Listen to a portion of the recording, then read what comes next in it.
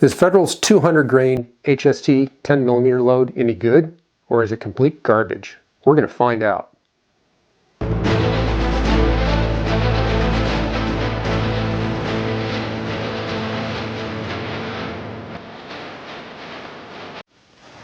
Hi everybody, welcome back to LocaCarnivore, the hunting, guns, and outdoor channel for smart people. You're smart because you're watching us.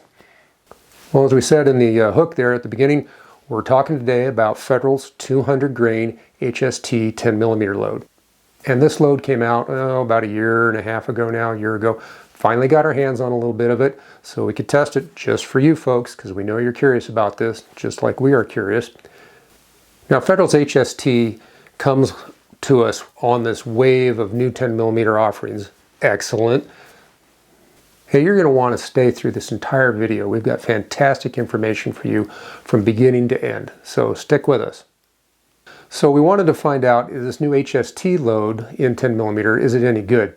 Well, first of all, Federal bills it as full power 10mm, and it's close-ish, but it's not really, you know, let's be honest, full power 10mm is what the old original normal loading back in the 80s was. And that is a 200 grain bullet fired at 1200 to roughly 1250 feet per second. There's some variances of opinion on what was the original loading, but it's right in that ballpark, and gives you a muzzle energy of really close to about 700 foot-pounds. So this thing in the old loading is essentially a 41 Magnum load, which is excellent again.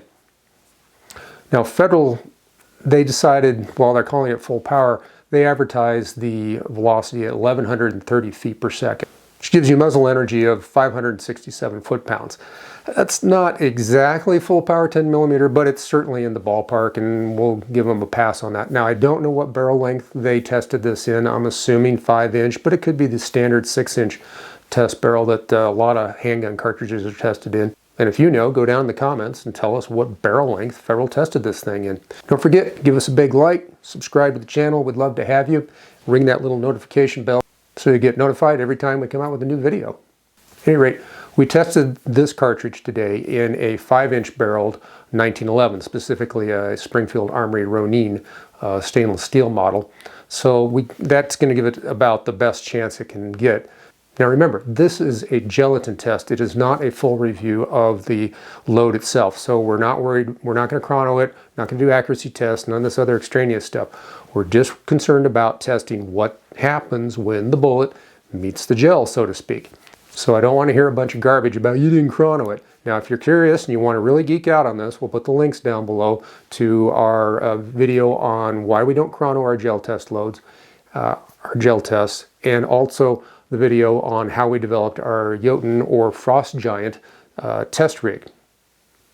And just a quick reminder, our Jotun test rig, our Frost Giant test rig, is designed to simulate a cross-torso shot against a large body assailant who is wearing heavy actual winter clothing that you would encounter in the normal environment, not what the FBI thinks is quote-unquote heavy clothing. They've obviously have never been to Butte or to Glasgow, Montana and see what people wear, or the UP or Alaska and see what people wear when it's genuinely cold out. So what we did was we made that test rig to simulate that shot. It has to go through the cloth package, all the insulation, everything that would be on the outside of the arm tissue, if you will, with a sideways gel block. And then we have clothing packs simulating the inside garments on the inside of the armpit, and then the garments that would be on the torso, and then into the torso. The torso block's arranged normally longitudinally, so you got that 16-inch block that way. So that's our test rig. Now, getting on with things. So what we did is we went and tested this, and again, our test gun was that 5-inch Ronin 1911. Our test conditions were the temperatures. We had to do several shots, as you'll see, because we had some interesting developments, which you'll see. And so our test conditions, the ambient temperature was right in the low 60s. The block temp was about the same as well. And we shot from the FBI mandated 10 feet from the block. Hey, the LocaCarnivore project depends on only one source of funding at the moment, and that's you at our Patreon website. So the link's down there in the description. Please go down, go over to Patreon. There's some neat stuff you'll be able to get if you contribute at an appropriate level, of course. And we would love to have your support. Every dollar counts. Thank you.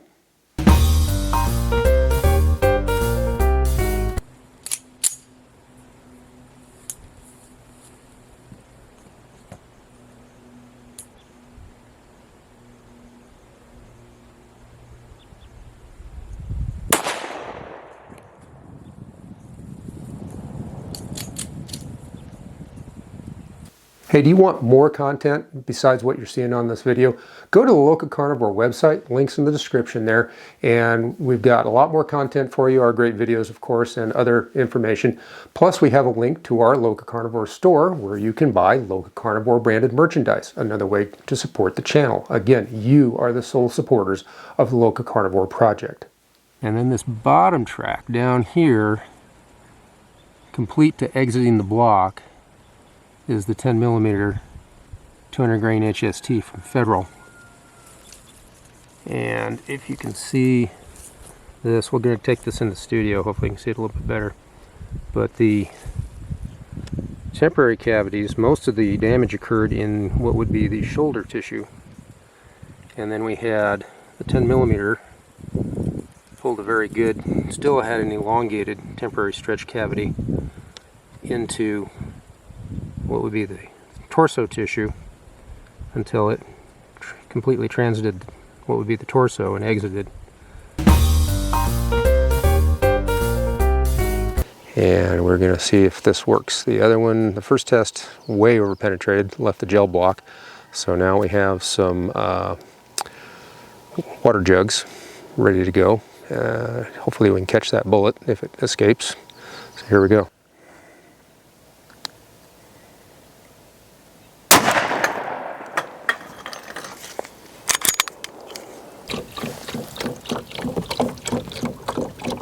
It exited the block. Well, we're going to have to reshoot that. Knocked our clothing pack completely off. Try this again.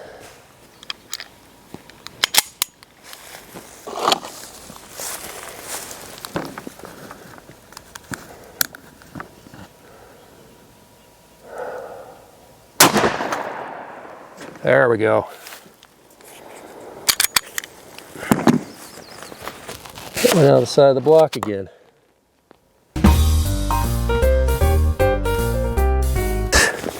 The 10mm is mean. We're going to go right down the middle this time.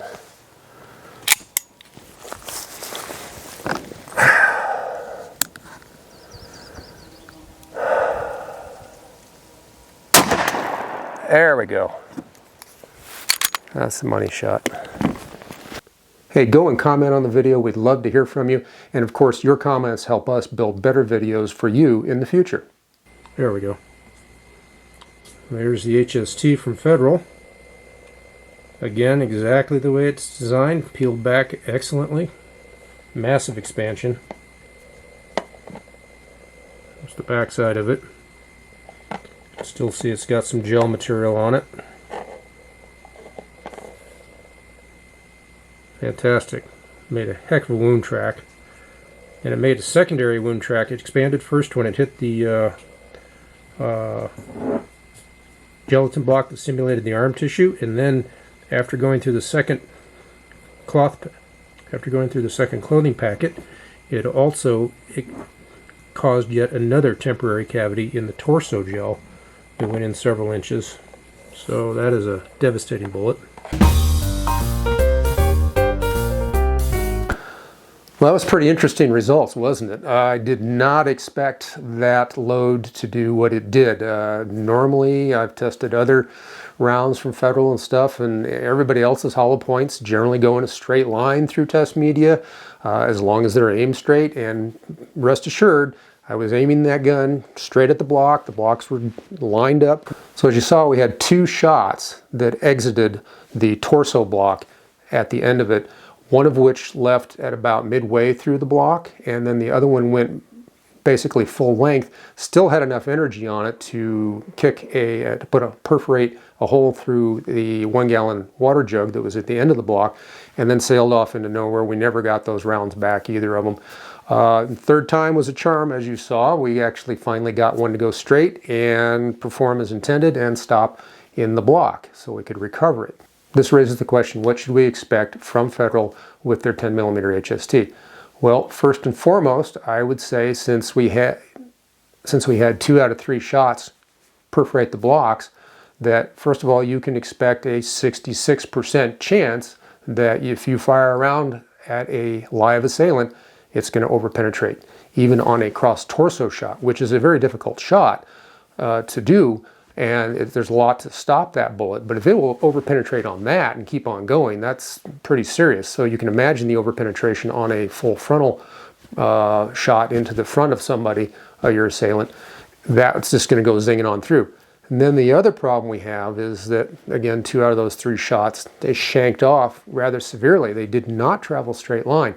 So that brings into question, would this cause additional wounding, or even if you're sure of your backstop behind your assailant, could this thing shank off and hit somebody that's off to the side that was in no way in your line of fire and still hit them accidentally? It raises a lot of concerns, frankly.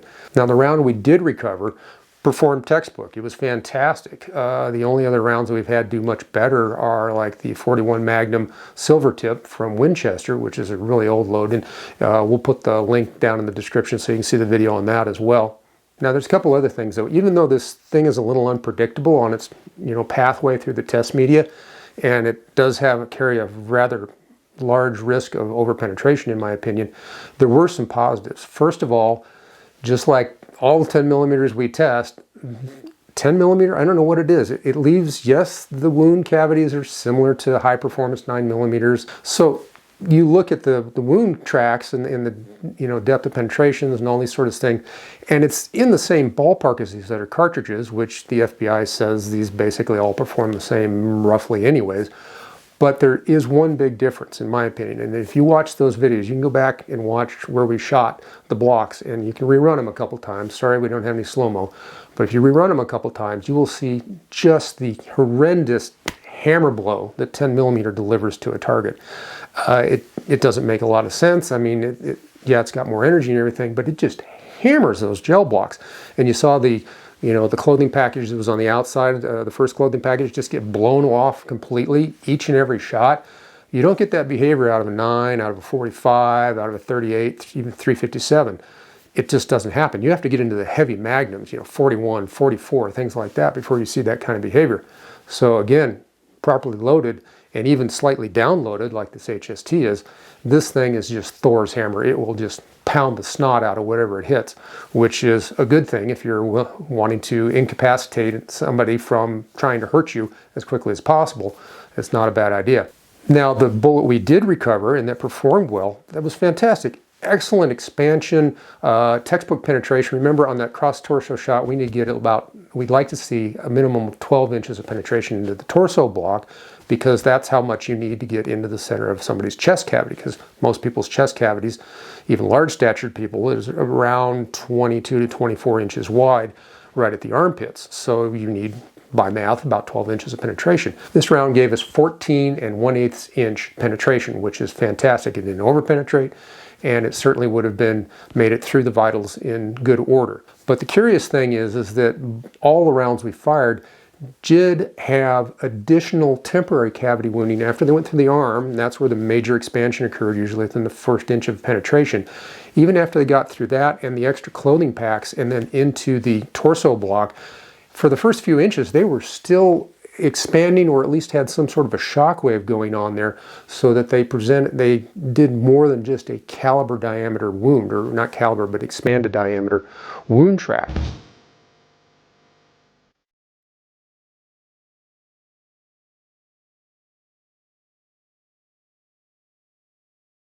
Bottom line on this thing is it's a cartridge that you should choose with care if you're in a high density environment like an urban or suburban environment or something like that, where there's a lot of extra people around or whatever.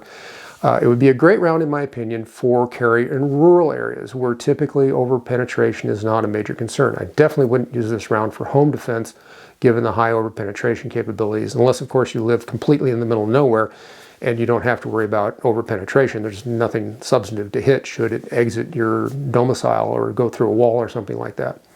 But that's a very narrow sort of niche. Generally, we don't recommend hollow points for bear defense. I would say, however, if you had to use a hollow point, for whatever reason, this was in the gun, and you just insist on carrying hollow points or whatever, and you did have to face down a bear, this would be the hollow point to probably use.